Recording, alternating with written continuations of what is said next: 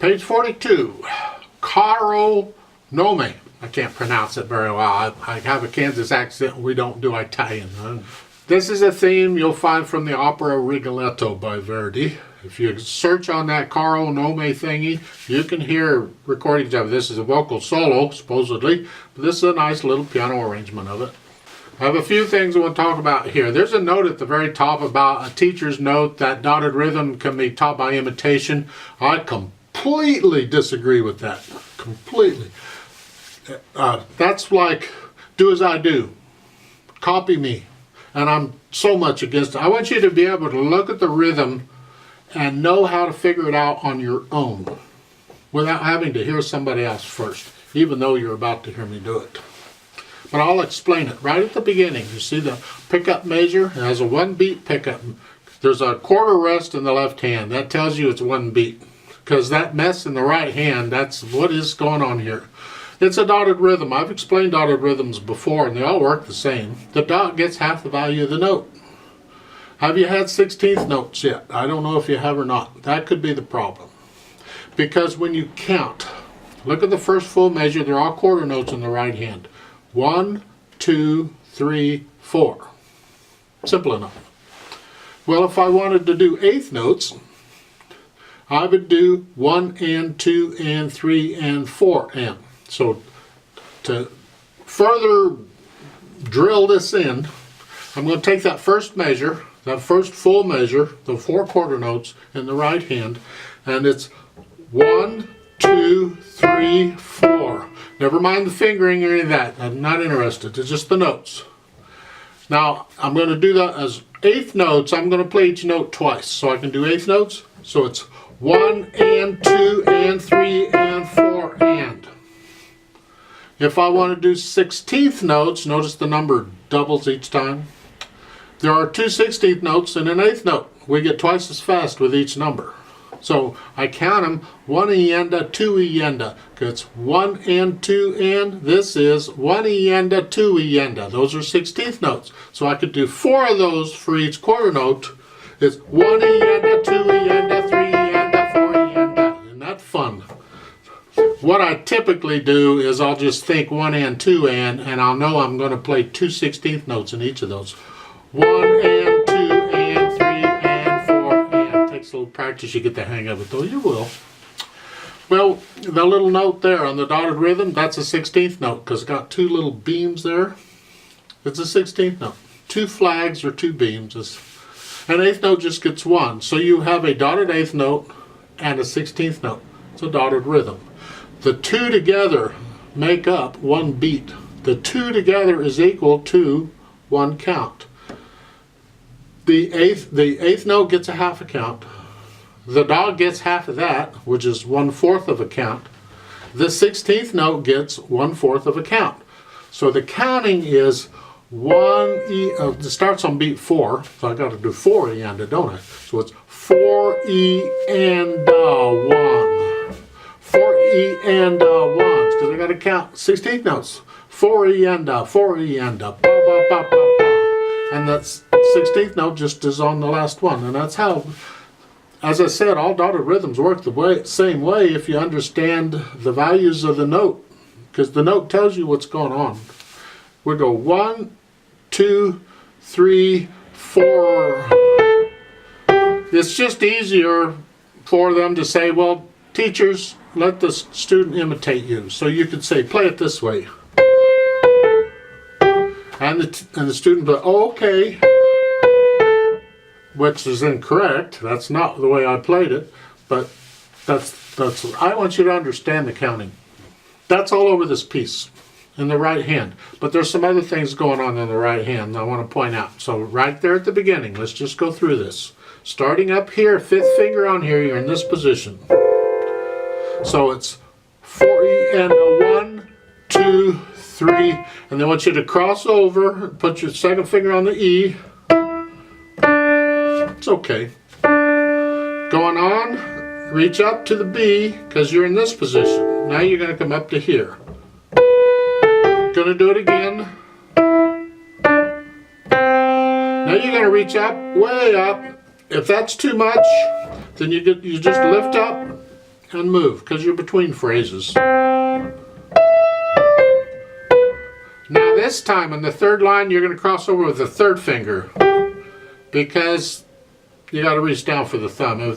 Second finger, it's more of a stretch. And you need to be able to do, if you're doing the scale, the C major scale, this shouldn't be a problem. You can do that.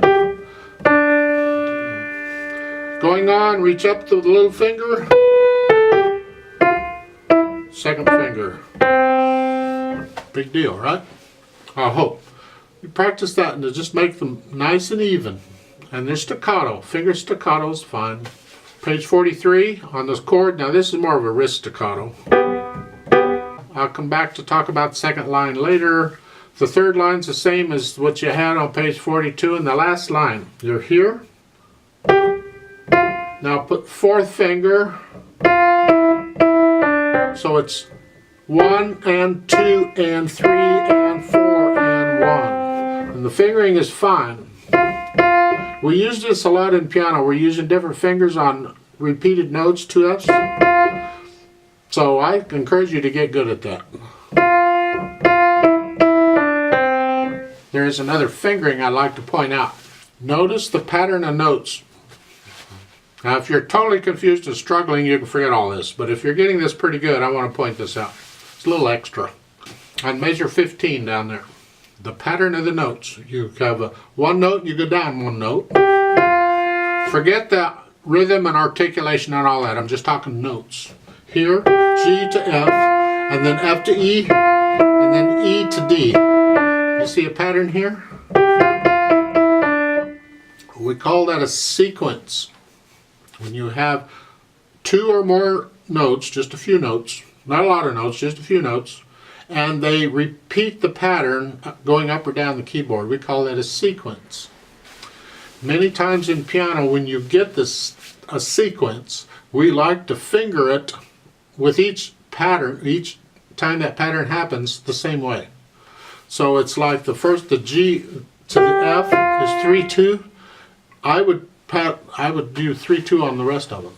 So it would be 3-2, then 3-2, 3-2, 1. If I were just fingering this, nothing there, that's how I would do it.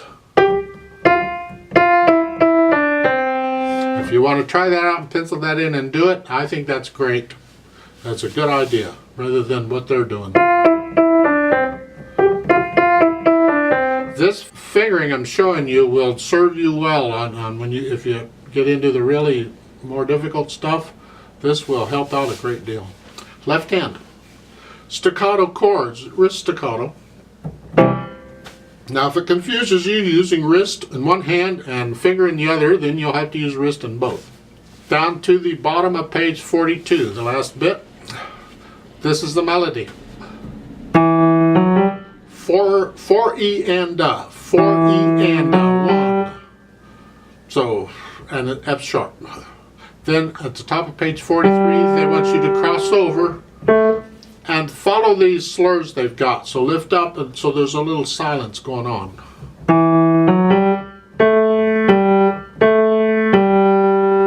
Again, it's all legato, connected. And this connects to the right hand. The whole thing is melody.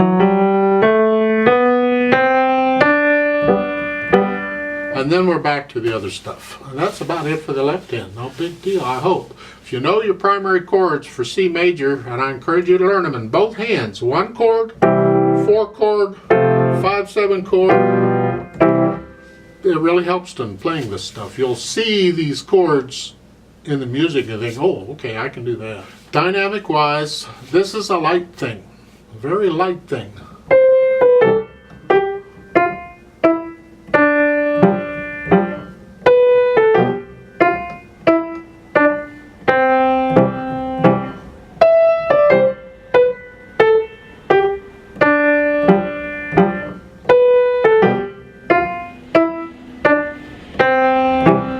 Now it's a little louder.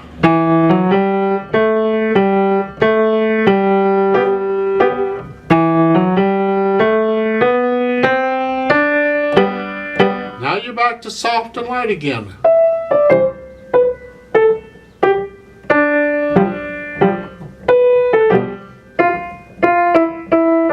there's a poco retardando there, so slow down a little bit. Not a lot, just a little bit. Last line.